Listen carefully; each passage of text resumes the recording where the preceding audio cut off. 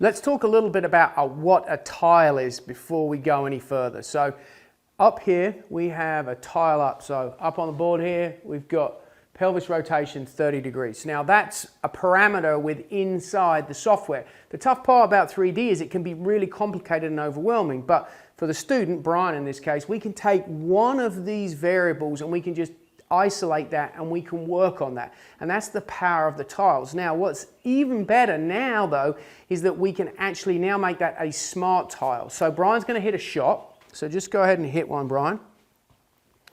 And what we're going to do is we're going to get him to make his normal backswing, working on just turning into his trail side. So go ahead and hit one. Once it's loaded, we're going to make that a smart tile. So regardless of where that is, just for this instance, okay, so he's got 31 degrees of pelvic rotation at the top. Brian's getting on in age, so he doesn't have a massive amount of rotation and he's actually working on it. But let's just say 31.5 degrees is his kind of where he is now. Let's just say we're trying to get him maybe a little further than that, but we're going to make that his smart tile. All right.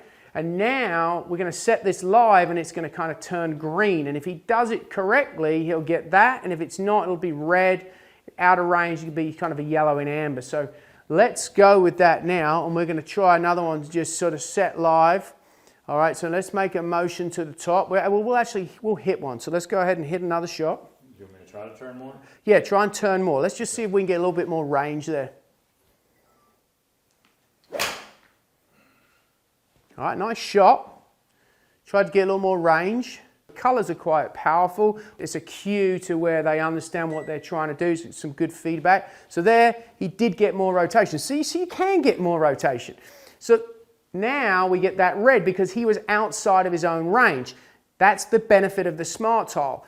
However, in this instance, that's actually not a bad thing because we want him to turn a little bit more. He wants to try and get a little more pop on that.